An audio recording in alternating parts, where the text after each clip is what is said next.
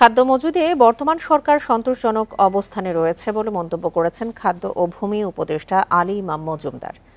দুপুরে কিশোরগঞ্জের অষ্টগ্রামে এক কৃষক সমাবেশে তিনি বলেন, খাদ্য নিরাপত্তা নিয়ে কোনো ধরনের শঙ্কা নেই। বান্ডেল থাকলে প্রতি সেনমানিতে টাকা বাঁচবে। বিকাশ সেনমানি বান্ডেল কিনে জিতুন প্রতি লেনদেনে। এবার হাওড় সহ সারা দেশে বোরো ধানের বাম্পার ফলন হবে। সবকিছু ঠিক থাকলে খাদ্য উদ্বৃত্ত হবে দেশে, আর কৃষক যেন ফসলের ন্যায্য মূল্য পায় তা নিশ্চিত করতে নিরলস চেষ্টা চালিয়ে যাচ্ছে বর্তমান সরকার। এ সময় উপদেষ্টা আলী ইমাম মজুমদার কৃষকদের কাছে তাদের সমস্যা জানতে চান এবং সভা শেষে হাওরের বোরো ধানের ক্ষেত ঘুরে দেখেন।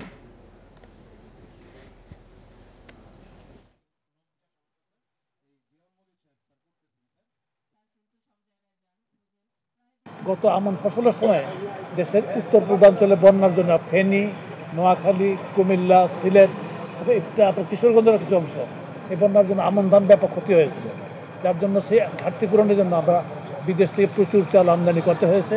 সেই আমদানি প্রক্রিয়া এখনও চলমান আছে।